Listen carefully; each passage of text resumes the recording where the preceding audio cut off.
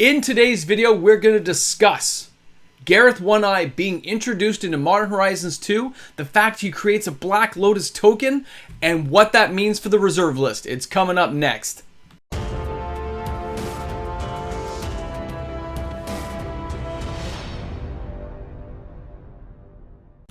Hey guys, welcome back. MTG Moxman here.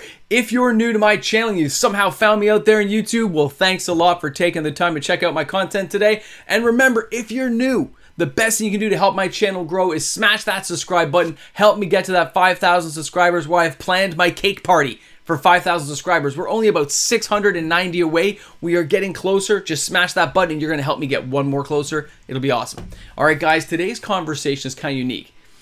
We've had so many people, I've had so many people emailing me about like Garth One Eye. Okay, so let's take a look one more time at Garth One Eye, because everyone's like, they're breaking the reserve list. They're going to create tokens. I get it. But this is not the first time that we as players have had this kind of outrage toward people getting closer to our reserve list, to the gifted reserve list. I don't think Wizards wants to have that fight. But here's what I think is happening, guys. This is what this conversation's about. So let's first step over Garth One Eye here. He is one of each color to cast, so he is 5 to cast. Remember that. He is a legendary human wizard. Way to go, Garth. Now, it says, choose a card name that hasn't been chosen from among Disenchant, Brain Geyser, Terror, Shivan Dragon, Regrowth, and Black Lotus. Create a copy of the card with the chosen name. You may cast the copy. You still pay all of its mana cost. So, for 5 mana, that's 5, and the next turn, you can cast one of these things. In this case, most people are thinking the Black Lotus. I understand. But I want you guys to just sit back and go with me on this journey so I can explain my point of view, okay? I get what you're talking about. So, number 1, they have said there will be no tokens. They put it right out there right away. They're not creating tokens of these cards. They won't exist. You as a player may create them, but Wizards is not officially creating tokens of Black Lotus. Sorry. No luck, Chuck. That's the way it's going to be. And it's not as if Wizards has not tried to recopy or recreate the essence of Black Lotus before. They do it because players have a very strong nostalgic feel toward old cards. They know the reserve list. Okay? Even if you're a new player in Magic, you'll hear about Power 9, right? You're going to hear about the cream of the crop, the best cards ever created in the game. And now, of course, they're going through the roof in price, aren't they? But when you think back to the reserve list, none of the cards they've ever created have come close to being as good as the real thing. They've had some attempts. They've had some good vibes, some good feelings, some good thoughts. So let's take a look at some of those thoughts and see how we judge them now, all these years later. Lotus Veil. Well, Garth is 5, we just said, and on the following turn, he can... Okay, so Lotus Veil is a land. You get to put it out right away. Oh, wait. You have to bury 2 untapped lands before you put this into play. And, of course, somebody could just strip mine you and take this land out. Well, that will suck, right? So, obviously, as a reserveless card, it's a great card, but it's not used that often. I've seen certain decks with it. And, of course, it's still reserveless, so it's still a pretty expensive card. But it was Wizards trying to capture the thought, the feel of Black Lotus. And these are Lotus Fields, obviously, right? So, okay. All right, I get you. And unlike Black Lotus, which was once and it's gone, the Lotus Veil is like every turn. Very cool. How about Lotus Bloom? Well, Lotus Bloom does cost 0. Congratulations, Lotus Bloom. You do sacrifice it to add 3 of one color. Awesome. Oh, it has Suspend. You got to wait till turn 4 before you can use it. Well, it's not a big powerhouse pumper like you'd like on turn 1 and 2. But you know what? Okay. You can still use this card. I have it in some Eldrazi decks. Yeah, okay. I get you.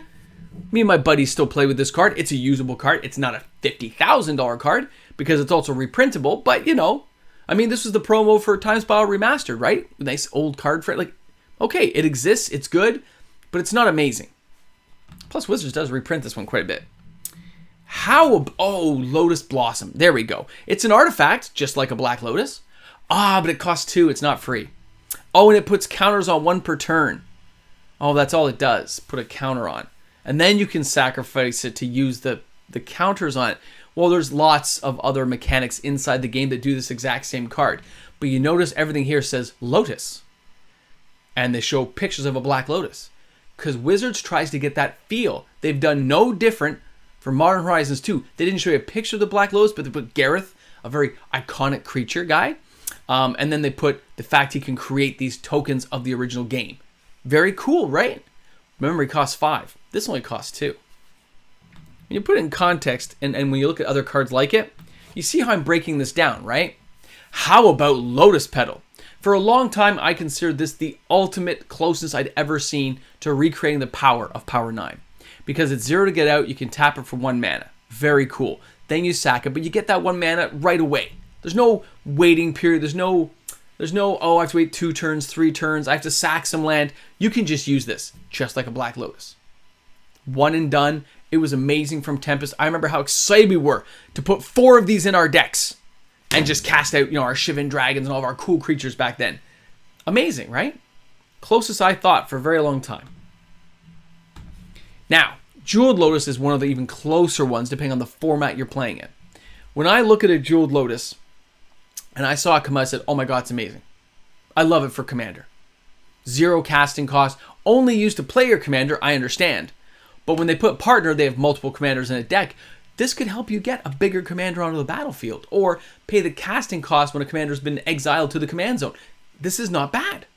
Not a horrible card. And it really is held up in value because of the scarcity when they printed it. Now, I do not think Garth is going to be nearly as scarce as people think. Okay? He is a fun card. He is not game-ending. He is not breaking the reserve list, guys. As far as I can tell, he's just another card they put for nostalgia out there. Put a cool name to him. He does have some cool funky effects, which we'll see play. But he's not game-ending, okay? So, very cool. It's not as if when he first comes into play, he makes one of these effects. It's the next turn. Now, how about the Lotus Field? So, Lotus Field was like an upgrade, right? When you look at Lotus Field here, you go, hey, it's got hexproof. Nice.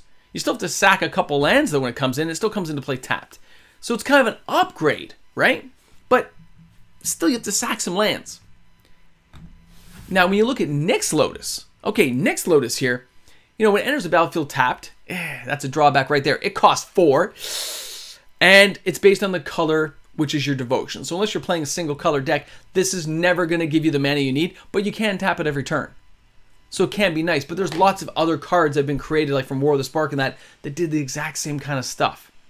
Again, Lotus in name is not Lotus in effect or card type or usability, versatility in a deck.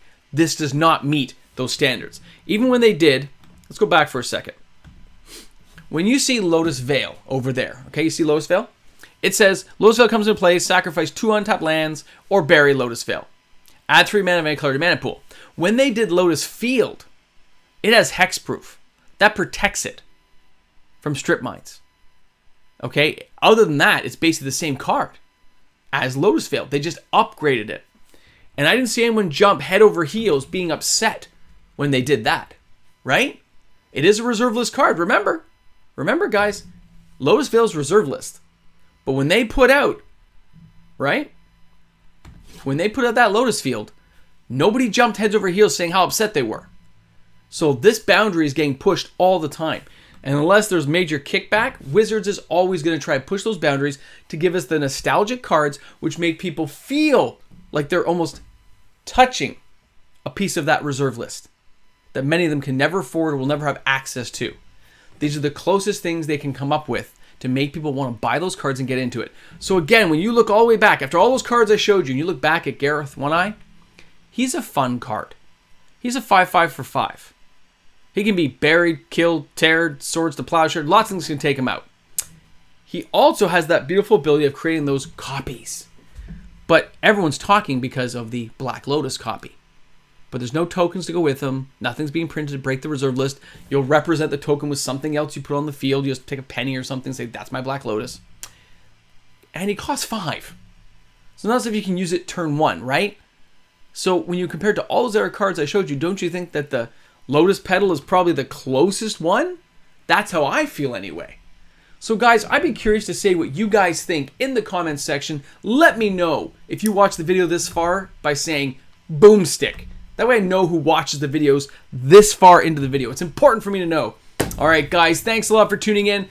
There's nothing to worry about. This is just another rehash card with some fun stuff for people to play with. This is not breaching reserve list as far as I can tell. Look at those comparables. Lotus Field and Lotus Veil, to me, are pretty much a breach, other than the fact they made one hexproof, right? Just upgrading the card.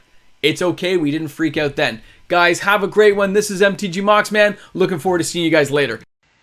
Hey guys, big shout out to all my patrons out there. You guys are amazing, man. Looking forward to seeing you guys in the live stream Sunday, 6:30 Eastern Standard Time for our giveaway. Because, you know, it's a good time to have a giveaway. We're getting closer, guys. Modern Horizons 2 is around the corner. Well, well, well, the Boomstick Edition people have hung in till the end. Shop smart, shop S-smart. That's right. You see the pen in my hand because you know I'm giving you the new count. That's right. Oh, you feel that pen? Oh, we're getting closer. I'm telling you. I cannot wait. That's right. 670 subs till our cake party. 670 to cake. Cake! I wonder what cake people will vote that I eat. It'll be coming up before you know it. Cake vote. Sounds so important.